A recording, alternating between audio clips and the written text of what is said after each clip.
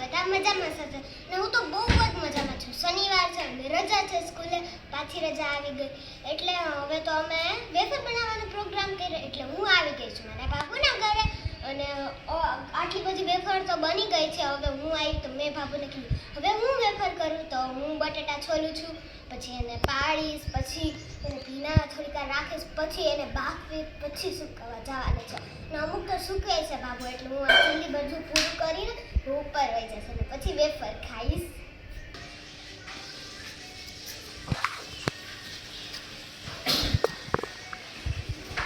તો ગાઈસ હું સ્લો મોશનમાં પતરી પાડું છું ને કેવડી મોટી મોટી પતલી પડે છે. બધા બટેટા કેવડા મોટા લીધા છે ને હવે મોટી પતલી પતરી પડે છે.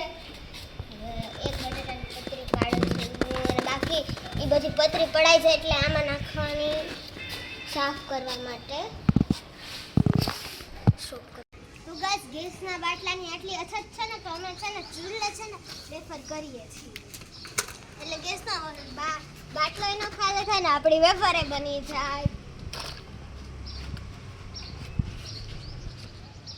હવે આ છેલ્લું તો ગાળું છે પછી અમે બધા છલ્લી કરીશું એટલે આ વેફરને છે ને હવે એવી રીતે આમ ખીણ કરી નાખશું.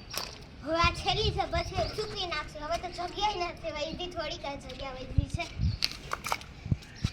ગાઈસ હવે એ બધી થઈ ગઈ છે એટલે આને આપણે અહીંયા શિફ્ટ કરી લીધી છે. હવે અહીંયા આપણે સુકાવીશું અને ખાશું.